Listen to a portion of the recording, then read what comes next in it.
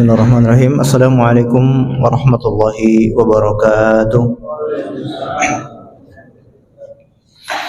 Innal hamdalillah nahmaduhu wa nasta'inuhu wa nastaghfiruh wa natubu ilaihi wa na'udzu billahi min shururi anfusina wa min sayyiati a'malina. May yahdihillahu fala mudhillalah wa may yudlil fala hadiyalah. Wa asyhadu an la ilaha illallah wahdahu la syarikalah wa asyhadu anna Muhammadan abduhu wa rasuluh salawatu rabbihi wa salamuhu alaihi wa ala alihi wa sahbihi ajma'in. Amma ba'd, kaum muslimin dan muslimat yang semoga dimuliakan oleh Allah Azza wa Jalla. Alhamdulillah, kita bersyukur kepada Allah karena pada kesempatan malam ini kita bisa melanjutkan pengajian rutin setiap hari Kamis membahas kitab Ushul Ats-Tsalatsah. Semoga Allah berkenan memberikan kita ilmu yang bermanfaat. Amin ya rabbal alamin.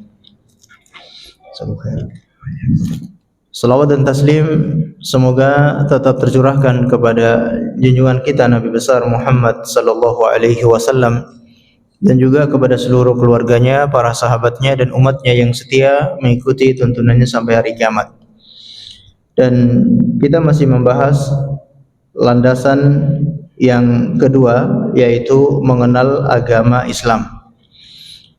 Agama Islam yang dibangun di atas 5 rukun, yaitu syahadat la ilaha illallah Muhammadar Rasulullah, wa iqamis shalah, wa ita'iz zakah, wa shaumi ramadan, wa tahujjul bait man istata'a ilaihi sabila.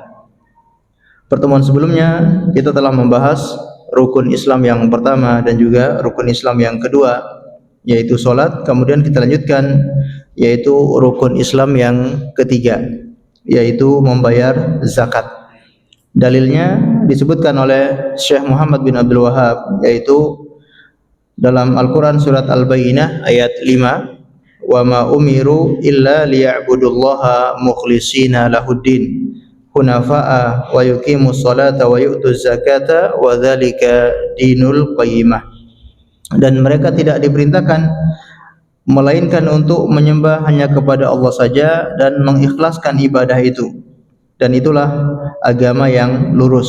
Kemudian wa yuqimus salat, mereka mendirikan salat, wa yu'tuz zakat, dan membayar zakat, wa dzalika dinul qayyimah, itulah agama yang lurus.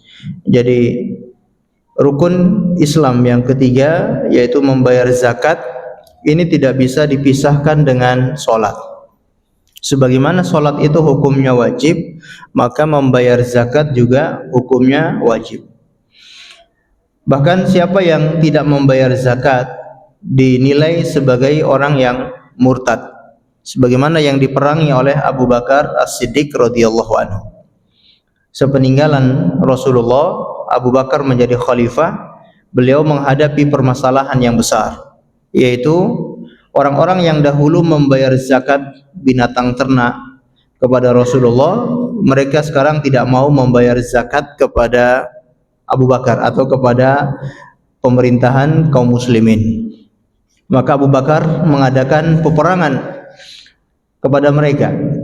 Umar bin Khattab menegur Abu Bakar atau mencegah Abu Bakar supaya tidak melakukan penyerangan tersebut, karena menurut sahabat Umar bin Khattab, mereka kalau mengucapkan la ilaha illallah maka sudah terjaga darah dan harta mereka.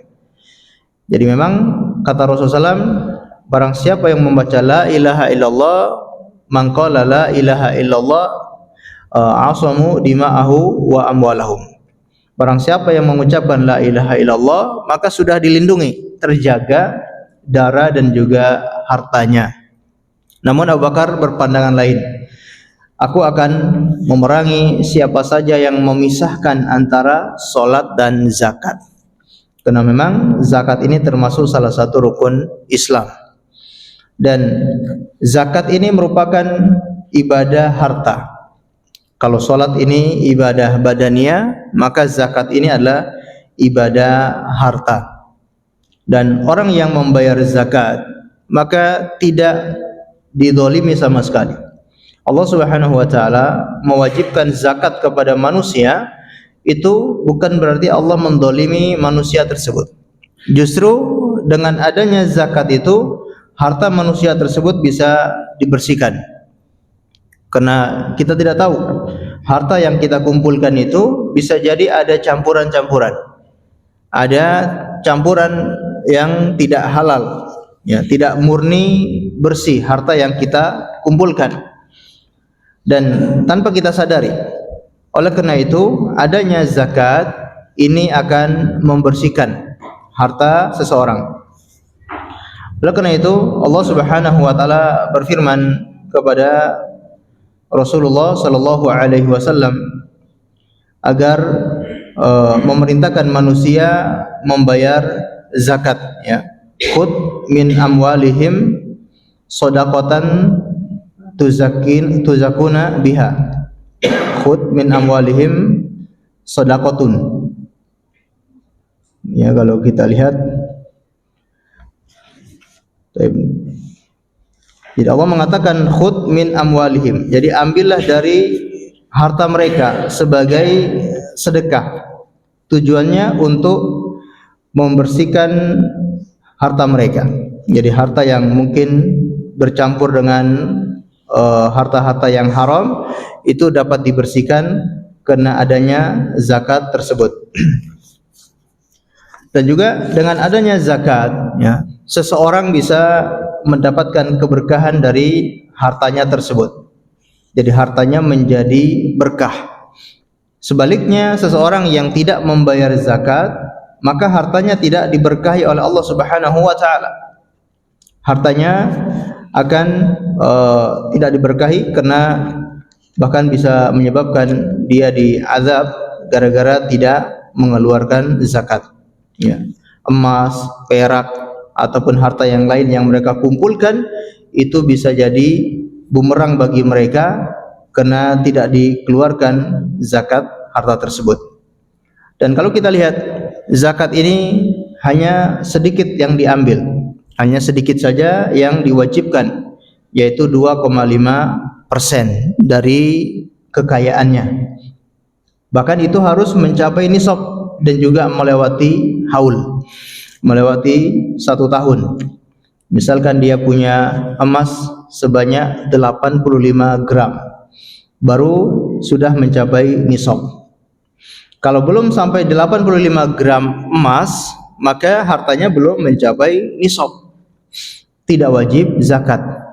Setelah mencapai nisab, disimpan selama 1 tahun, barulah dia diwajibkan untuk mengeluarkan 2,5% dari 85 gram tersebut. Kalau kita hitung sekarang ini, misalkan 1 gramnya berapa? 3 juta atau kurang? Atau 2.800.000 sekian, ya. Kali 85 gram, ya. Kalau kita hitung sekitar 238 juta, itu baru sampai nisab. Kalau uangnya belum sampai segitu, belum sampai 238 juta, ya dia belum sampai nisab, belum wajib zakat.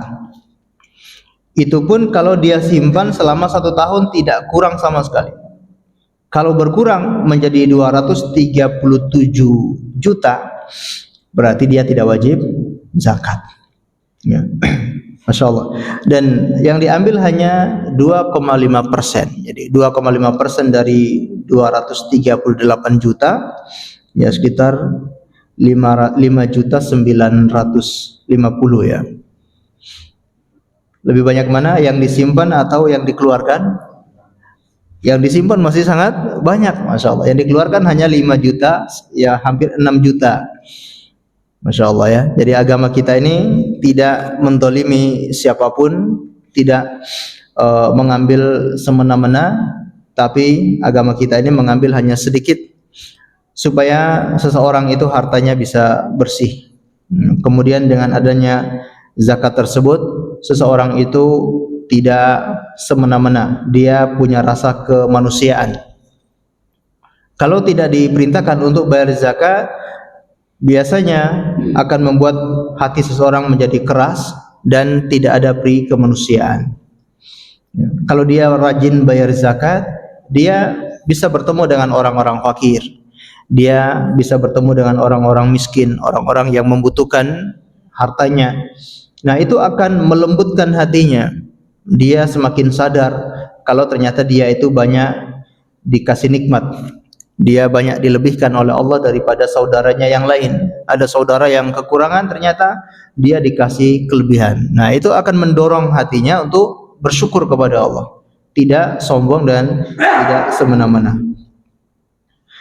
Kemudian orang yang membayar zakatnya bukan berarti dia hanya membayar zakat yang wajib saja, tapi kita juga diperintahkan untuk mengeluarkan harta yang hukumnya tidak wajib, yaitu sedekah. Ya, dan sedekah ini sebetulnya istilah untuk orang yang mengeluarkan hartanya, dan bisa dibagi menjadi dua, sedekah yang wajib dan sedekah yang sunnah. Jadi kalimat sedekah ini sudah dikenal di zaman para sahabat. Jadi mereka lebih mengenal dengan kalimat sedekah. Tapi sedekah itu bukan berarti sedekah yang sunnah saja. Sedekah yang wajib itulah zakat. Jadi tidak bisa dipisahkan antara zakat dan sedekah. Ya. Karena kalimat zakat itu tidak familiar di zaman sahabat, sehingga akan dihilangkan zakat tersebut diganti sedekah. Nah, ini pemahaman yang tidak tepat. Karena sedekah itu sendiri juga ada yang bentuknya sedekah wajib. Adapun infak, ya, infak ini juga sama. Ada yang infak yang wajib, ada yang infak sunnah. Ya, infak wajib seperti seseorang menafkahi. Ya, kalimat nafkah itu juga dari kalimat infak. Ya, dia memberikan nafkah, infak kepada keluarga. Nah, ini bisa menjadi wajib hukumnya. Sedangkan infak yang sunnah, yaitu dia menafkahi seseorang yang memang tidak wajib. Ya, jadi ada orang yang kelaparan, dia yang menafkahi, dan itu tidak wajib, sunnah bagi dia. Ya, suatu ketika kalau dia tidak punya harta sama sekali, dia tidak berdosa kalau dia menahan tidak menafkahi orang tersebut. Tapi kalau keluarga, maka dia wajib untuk menafkahi keluarganya. Ya. Baik, kaum muslimin dan muslimat yang dimuliakan oleh Allah Subhanahu wa taala, orang yang bersedekah ini akan mendapatkan banyak keutamaan. Ya. Di antara keutamaannya adalah hartanya selalu bertambah. Ya, selalu bertambah dan hartanya tidak akan pernah berkurang. Kata Rasulullah sallallahu alaihi wasallam, "Ma naqasat shadaqatun min malin." Tidak ada ceritanya sedekah itu berkurang atau harta itu berkurang dari sedekah atau berkurang karena sedekah. Justru semakin bertambah seseorang bersedekah.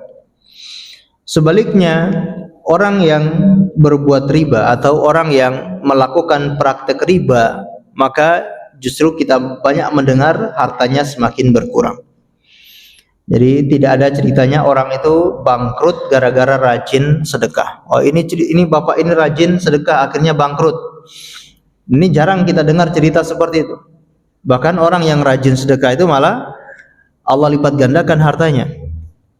Berbeda dengan ketika kita mendengar cerita ini dia kena praktek riba, atau dia melakukan atau dia memakan harta riba, akhirnya usahanya bangkrut. Ada atau tidak? Malah yang paling banyak gitu ya, orang usahanya bangkrut gara-gara setelah kenal riba. Sebelumnya dia usaha dengan modalnya sendiri, ya, usahanya maju, begitu sudah mulai maju datang harta riba, harta atau praktek-praktek riba yang menawarkan modal sekian-sekian. Tergiur, dia ambil modal tersebut, akhirnya malah gulung tikar. Dan itu sangat banyak. Maka ya, perkataan Allah sangatlah benar. Kata Allah dalam surat Al-Baqarah ayat 276, "Yamhaqullahu riba wa yurbis shadaqat." Allah mencerai-beraikan riba dan Allah melipat gandakan sedekah. Ya, sedekah itu kelihatannya di awal itu berkurang, tapi pada akhirnya akan bertambah. Sebaliknya, riba itu di awal kelihatannya bertambah, kelihatannya banyak, tapi pada akhirnya akan hancur. Ya. Di awal usaha dari harta riba kelihatannya maju, ya, kelihatannya sukses, tapi tanpa dia sadari pada akhirnya hancur semua. Ya. Sedangkan sedekah, ya, selalu dilipat gandakan oleh Allah Subhanahu wa taala. Kemudian orang yang rajin sedekah nanti pada hari kiamat dia akan mendapatkan naungan dari Allah Subhanahu wa taala. Apalagi orang itu bersedekah dengan diam-diam tanpa dilihat oleh orang lain, ya. Salah satunya 7 orang yang mendapatkan naungan Allah Subhanahu wa taala yaitu rajulun tasaddaqa biyaminihi, tidak diketahui oleh tangan kirinya. Seorang bersedekah dengan tangan kanannya, tidak diketahui oleh tangan kirinya. Ini sebuah ungkapan menjelaskan bahwa dia bersedekah dengan diam-diam, tidak diketahui oleh orang lain. Kemudian sedekahnya itu sendiri juga akan menjadi naungan dia pada hari kiamat. Kata Rasulullah SAW, ar-rajulu fi dhilli sadaqatihi hatta yuqdiya bainan nas. Seseorang itu akan mendapatkan atau akan berada di bawah naungan sedekahnya pada hari kiamat sampai Allah mengadili manusia. Ya, di saat manusia di padang mahsyar kepanasan, tidak ada naungan sama sekali, ada orang-orang yang mendapatkan naungan karena rajin bersedekah. Kemudian sedekah ini akan mengampuni atau menghapus dosa seseorang. Ya. Kalau kita merasa punya banyak dosa, bisa kita hapus dengan sedekah. Kata Rasulullah sallallahu alaihi wasallam, "Was-shadaqatu tudfi'u al-khati'ah kama yudfi'u al-ma'un nar."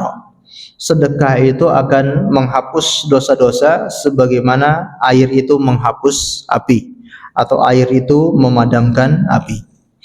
Masya Allah, ya. Bahkan tiap pagi itu ada 2 malaikat yang mendoakan orang-orang yang bersedekah, ya. Jadi satu malaikat mendoakan orang yang rajin bersedekah. Allahumma a'ti munfikan khalafa. Ya Allah, beri ganti orang yang bersedekah. Jadi akan diganti oleh Allah dengan yang lebih baik. Sebaliknya, salah satu lagi berdoa, Allahumma a'ti mumsikan talafa. Ya Allah, beri kepada orang yang menahan hartanya ini talafa, yaitu kerugian, kebangkrutan. Ya, yang berdoa malaikat setiap pagi berdoa seperti itu. Maka kalau seandainya harta kita tidak sampai nisab dan belum sampai haul, belum ada kewajiban zakat, bukan berarti sama sekali kita tidak mengeluarkan harta tersebut. Ya. Sedikit yang mampu kita keluarkan, dikeluarkan. Apakah bersedekah ke rumah-rumah Allah, untuk masjid, untuk musola, untuk fakir miskin yang kita temui, yang kita kenal maupun yang tidak kita kenal, kita keluarkan semampu yang bisa kita keluarkan, dan insya Allah akan digantikan oleh Allah dengan yang lebih baik. Ini rukun Islam yang ketiga, yaitu membayar zakat, dan yang wajib adalah zakat. Adapun sedekah ini hukumnya sunnah namun tidak ditinggalkan. Kemudian wassaum, ya, berpuasa, atau rukun Islam yang keempat yaitu puasa. Allah Subhanahu wa taala berfirman, ya ayyuhalladzina amanu kutiba alaikumusiyam kama kutiba alal ladzina min qablikum. Wahai orang-orang yang beriman, diwajibkan atas kalian untuk berpuasa sebagaimana diwajibkan kepada orang-orang sebelum kalian. Syekh Utsaimin ketika beliau menjelaskan keterangan ini, kata beliau, firman-Nya, ya, sebagaimana diwajibkan atas orang-orang sebelum kalian, mengandung beberapa faedah. Di antara faedahnya yaitu pentingnya ibadah puasa. Jadi ibadah puasa ini ibadah yang sangat penting, ibadah yang sangat dicintai oleh Allah. Dari kalimat sebagaimana diwajibkan orang-orang sebelum kalian. Dari sini bisa kita ambil kesimpulan, bisa kita ambil faedah bahwa puasa ini ibadah yang sangat penting. Kenapa? Karena saking pentingnya Allah mewajibkan juga kepada umat-umat sebelum Rasulullah. Jadi umat-umat terdahulu juga diwajibkan puasa. Ini menandakan kalau ibadah ini ibadah yang sangat penting, yang sangat dicintai oleh Allah. Karena ada beberapa ibadah yang diwajibkan untuk umat terdahulu, tidak diwajibkan untuk umatnya Rasulullah. Atau sebaliknya, ibadah ini diwajibkan pada umatnya Rasulullah, tidak diwajibkan pada umat terdahulu. Nah, adapun puasa diwajibkan untuk umat-umat terdahulu dan juga umatnya Rasulullah. Ini faedahnya bahwa ibadah ini adalah perkara yang sangat penting dan sangat dicintai oleh Allah Subhanahu wa taala.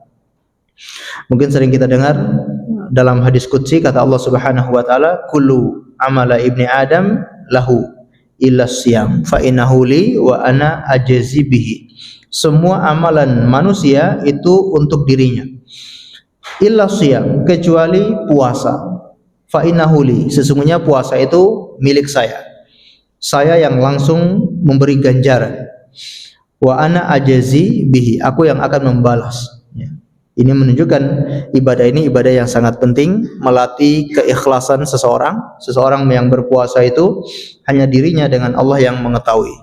Orang lain tidak tahu kalau dia sedang berpuasa. Oleh karena itu, penting bagi kita untuk menjalankan ibadah yang mulia ini, ibadah puasa walaupun sudah melewati bulan Ramadan. Dan kita baru melewati bulan Ramadan 1 bulan yang lalu. Sekarang kita masuk di bulan Dzulqa'dah. Berarti jaraknya belum terlalu jauh. Maka mulai kita melakukan puasa-puasa sunnah. Jangan hanya kita berpuasa di bulan Ramadan tapi tidak mengerjakan puasa sunnah sama sekali. Jadi mumpung belum terlalu jauh jaraknya dengan bulan Ramadan, artinya efek puasa itu masih terasa habis Syawal, Dzulqa'dah, puasa itu masih terbiasa.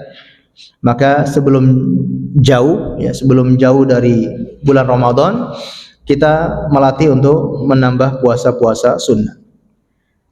Faedah yang kedua yaitu keringanan yang diperoleh umat Muhammad SAW, yang mana puasa tidak hanya diwajibkan atas mereka sendiri, yang mungkin puasa tersebut terasa berat bagi jiwa dan badan. Ini menunjukkan Allah memberikan keringanan kepada umat Rasulullah SAW, yang mana mereka bukan hanya mereka saja yang diwajibkan, tapi juga diwajibkan umat-umat sebelum mereka. Faedah yang ketiga yaitu ayat ini memberikan isyarat bahwa Allah telah menyempurnakan agama Islam bagi umat ini, di mana Allah telah menyempurnakan beberapa keutamaan baginya melebihi yang telah diberikan kepada umat-umat terdahulu. Baik, jadi ayat ini menunjukkan Allah telah menyempurnakan agama Islam. Kalau puasa di umat-umat terdahulu tidak diwajibkan selama 1 bulan penuh, tapi kalau di umatnya Rasulullah diwajibkan selama 1 bulan penuh, yaitu bulan Ramadan. Dan juga diwajibkan dari terbit fajar sampai terbenam matahari, berbeda dengan umat-umat terdahulu. Umat-umat terdahulu kalau terbenam matahari mereka belum sempat berbuka puasa, tertidur sampai waktu Isya, maka dia tidak boleh makan lagi sampai kapan? Sampai maghrib besok harinya. Jadi belum sempat berbuka, harus puasa lagi dari malam itu sampai besok siangnya, sampai terbenam matahari baru boleh berbuka. Kalau pas terbenam matahari belum sempat berbuka, kelewatan sampai masuk Isya, apa yang terjadi? Dia harus puasa lagi. 3 hari berturut-turut nggak pernah berbuka. Masya Allah, berat sekali. Tapi kalau umatnya Rasulullah, begitu masuk maghrib silakan makan dan minum. Mau pas maghribnya berbuka, makan dan minum, atau pas Isya, setelah Isya, yang penting sebelum masuk waktu subuh maka masih boleh kita makan dan minum. Ini tentu keringanan bagi umat Rasulullah. Kaum muslimin dan muslimat yang dimuliakan oleh Allah Subhanahu wa taala, ini ibadah puasa Ada puasa wajib dan ada puasa sunnah ya. Puasa sunnah yang biasa kita ketahui, ada puasa hari Senin dan hari Kamis, dan ada puasa Ayyamul Bid, ada puasa-puasa yang lain. Ada puasa di hari-hari tertentu seperti hari Arafah tanggal 9 Dzulhijjah, atau puasa hari Asyura, atau puasa di bulan Syawal, di bulan Syawal kemarin. Ini puasa-puasa yang memiliki keutamaan yang besar ya. Ada puasa yang dikerjakan satu hari tapi pahalanya, keutamaannya menghapus dosa-dosa 1 tahun. Ada yang menghapus dosa-dosa 1 tahun yang lalu dan 1 tahun yang akan datang ya. Masya Allah. Kemudian rukun Islam yang kelima yaitu wal hajjul bait man istata'a ilaihi sabila. Berhaji ke rumah Allah bagi siapa yang mampu melakukan perjalanan ke sana. Dan ini kita akan memasuki bulan haji ya. Setelah bulan Dzulqa'dah masuk bulan Dzulhijjah, di mana diwajibkan kepada manusia untuk berhaji. Allah Subhanahu wa taala perintahkan kepada Nabi Ibrahim alaihissalam setelah beliau membangun Ka'bah, maka Allah suruh Nabi Ibrahim untuk memanggil semua manusia. Wa adzin fin nasi bil haji ya'tuka rijalan wa ala kulli dhamirin. Ya, panggil seluruh manusia dalam surat Al-Hajj ayat 27, wa adzin fin nasi bil haji ya'tuka rijalan wa ala kulli dhamirin ya'tina min kulli fajjin amik. Dan panggillah manusia untuk datang berhaji. Apa kata Allah? Ya'tuka rijalan, mereka akan datang kepadamu berbondong-bondong dengan berjalan kaki. Ya, Masya Allah. Dari segala penjuru. Wa ala kulli dhamirin, atau datang kepadamu dengan mengendarai kendaraan. Ya'tina min kulli fajjin amik, mereka akan datang dari segala penjuru bumi. Masya Allah ya, Allah yang memanggil manusia. Maka ketika Nabi Ibrahim diperintahkan untuk memanggil, kata Nabi Ibrahim ya, disebutkan dalam beberapa riwayat, ya Rabb, ya Allah, bagaimana mungkin suara saya ini bisa terdengar oleh mereka? Kata Allah Subhanahu wa taala, adzin walana al-balag, panggillah dan kamilah yang menyampaikan suara itu.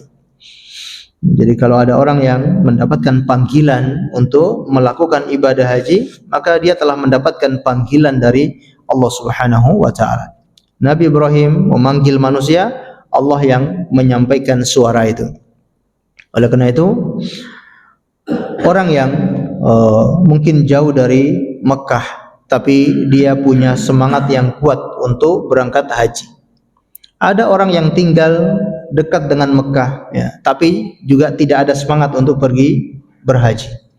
Bertahun-tahun dia tidak pernah melakukan ibadah haji. Yang tinggal di wilayah Madinah yang sekitarnya, padahal sangat dekat dengan Mekah, tapi belum pernah melakukan ibadah haji. Ya, kami punya teman dahulu, ya, teman kuliah sampai dewasa usia sekitar 23-24 tahun, tapi belum pernah haji sama sekali. Tinggalnya di mana? Di Madinah, tapi belum pernah berangkat haji. Allah alam ya, ini tergantung kemudahan. Namun ternyata ada orang yang tinggal dekat dengan Mekah pun tidak atau belum berhaji. Nah, kita yang jauh dari Mekah atau orang yang sangat jauh dari Mekah ternyata sudah lebih dulu, ya, lebih dulu dipanggil oleh Allah untuk pergi haji.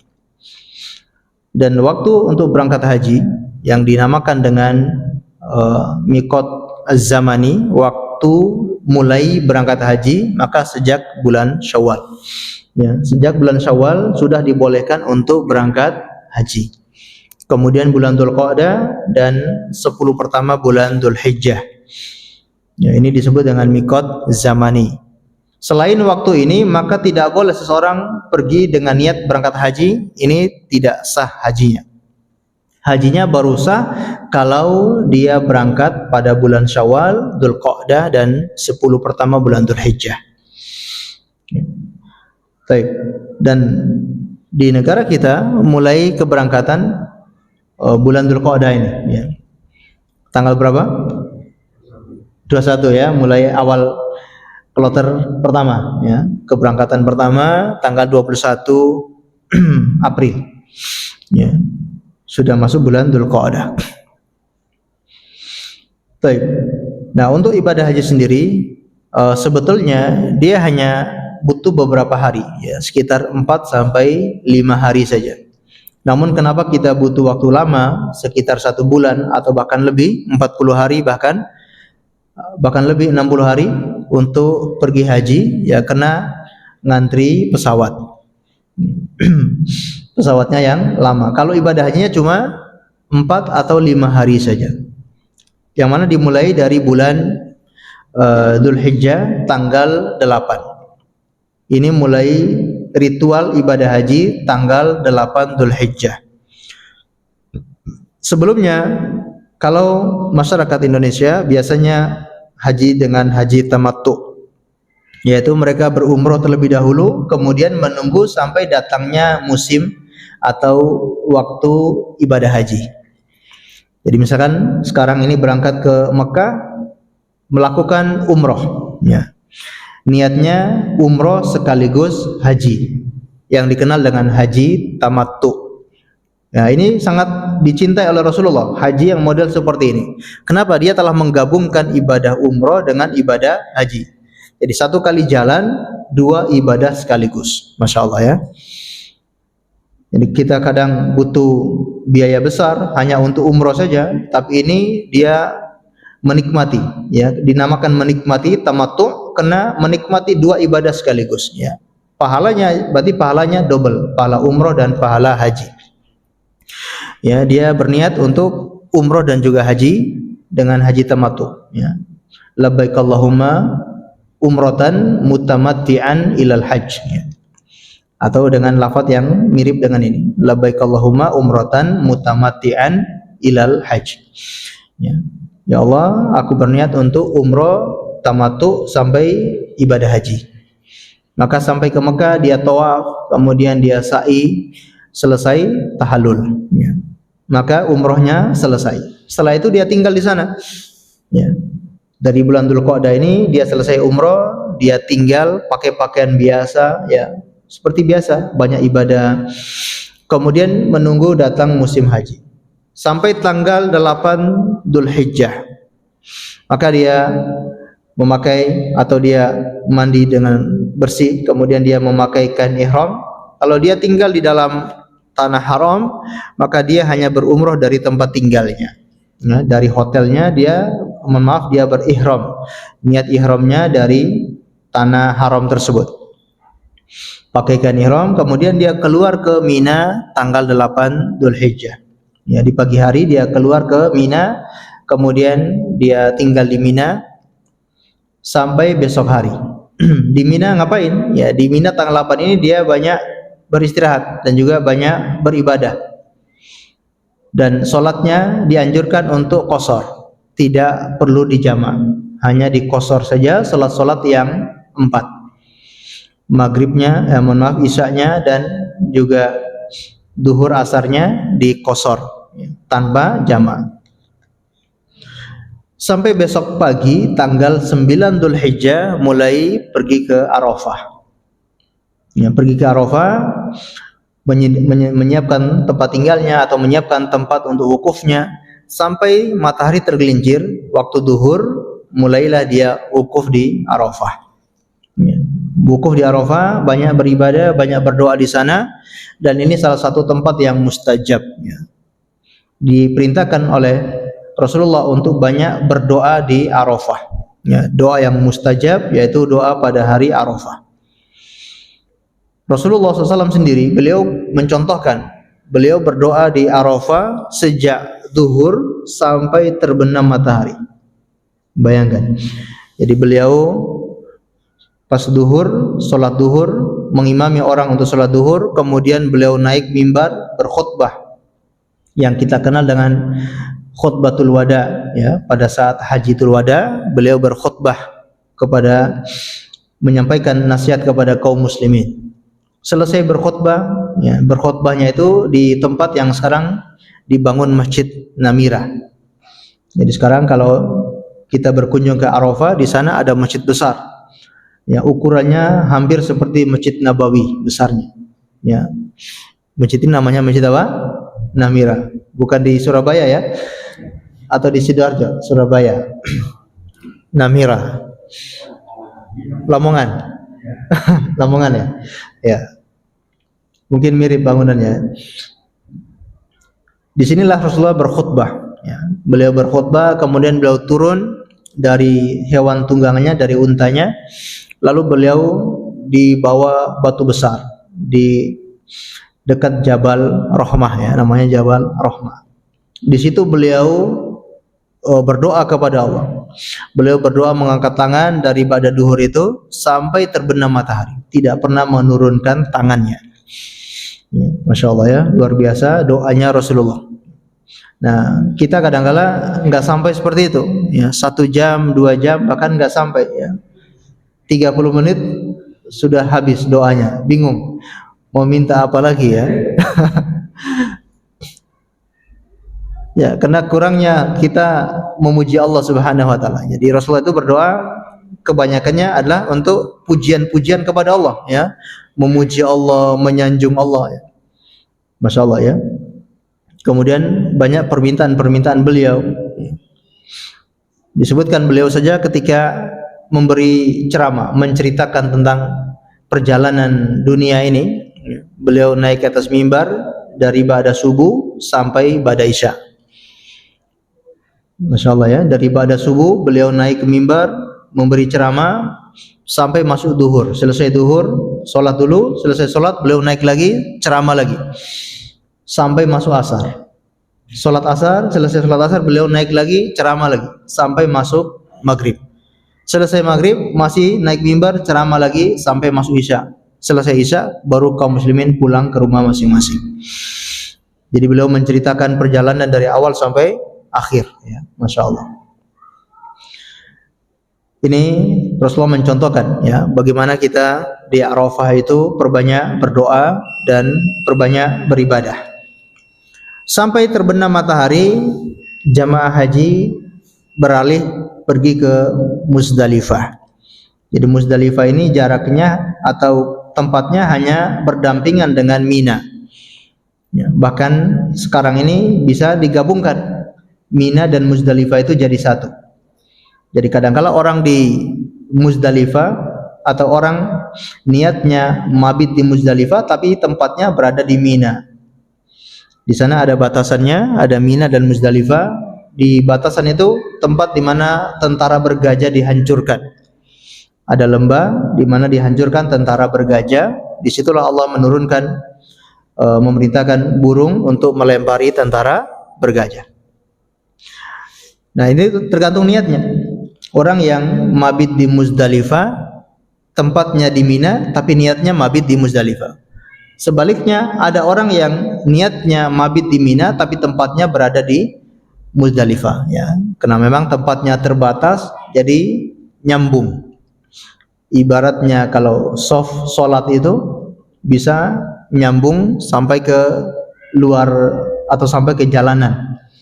Nah, begitu Mina, mabit di Mina tapi nyambung ya sampai ke Muzdalifah. Apakah boleh? Ya, ini dibolehkan. Yang beda apanya? Yang beda niatnya saja, ya. Baik. Ini di tanggal 9 Dzulhijjah pergi ke Muzdalifah dan istirahat di Muzdalifah. Banyak berzikir kepada Allah sambil mengumpulkan batu kerikil. Ini waktu untuk istirahat, ya. Karena seharian beribadah di Arafah, istirahatnya di Muzdalifah. Besoknya yaitu tanggal 10. Kalau di selain Mekah mengadakan Idul Adha, ya. Tanggal 10 Dzulhijjah waktu untuk melempar jumrah Aqabah. Jadi jamaah haji semuanya berbondong-bondong ke tempat Jamarat untuk melempar jumrah Aqabah, jumrah yang besar. Ya.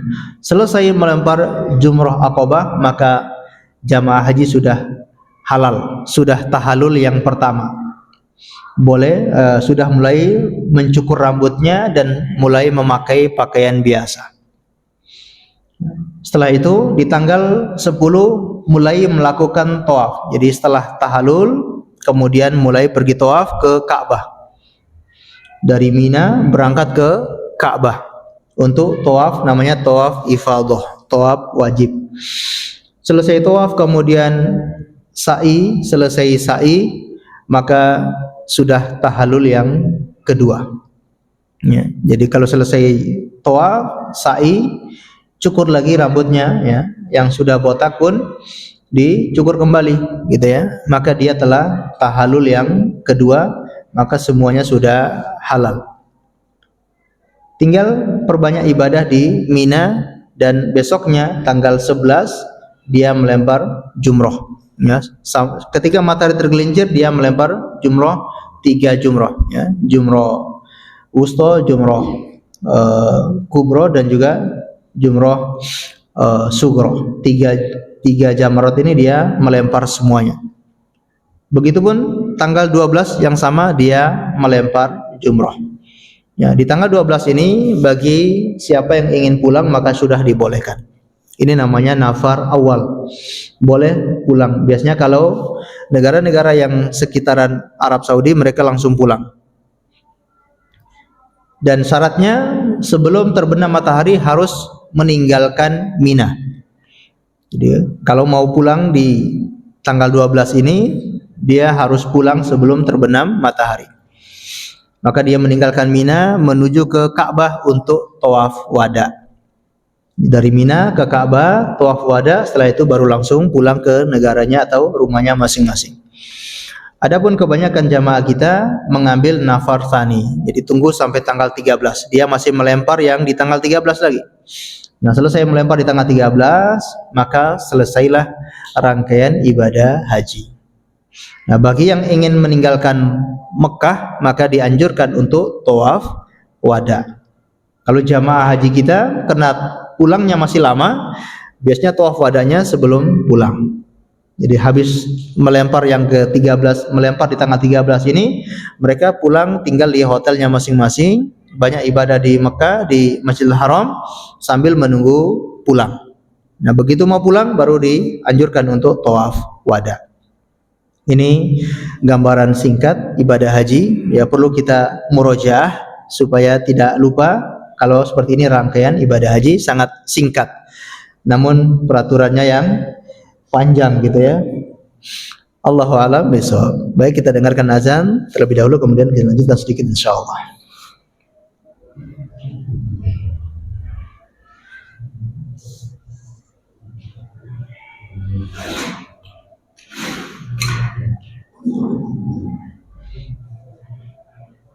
Allahu akbar,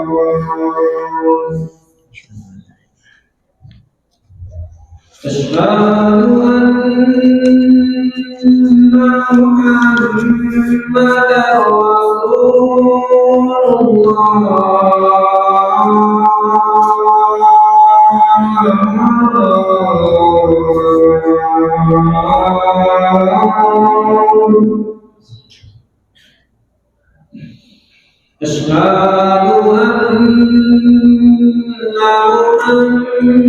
محمدا رسول الله.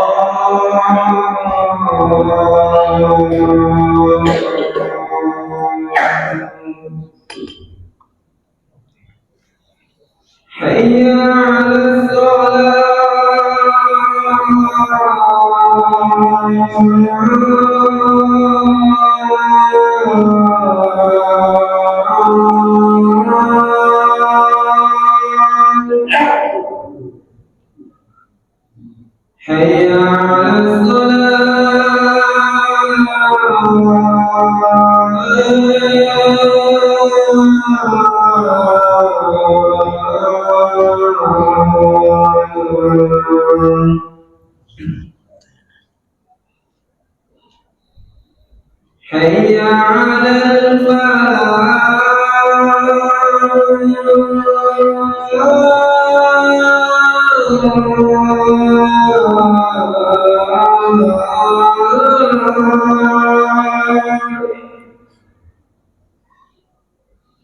حي على حي على حي على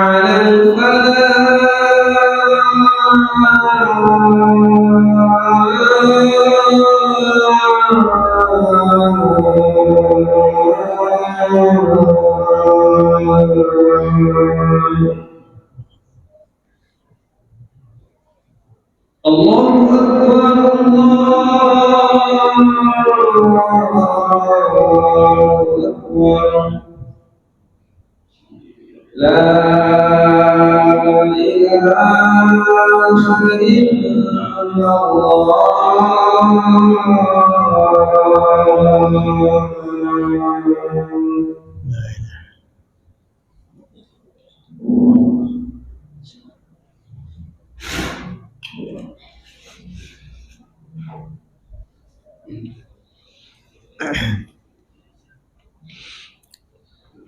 Baik, kaum muslimin dan muslimat yang semoga dimuliakan oleh Allah Subhanahu wa taala.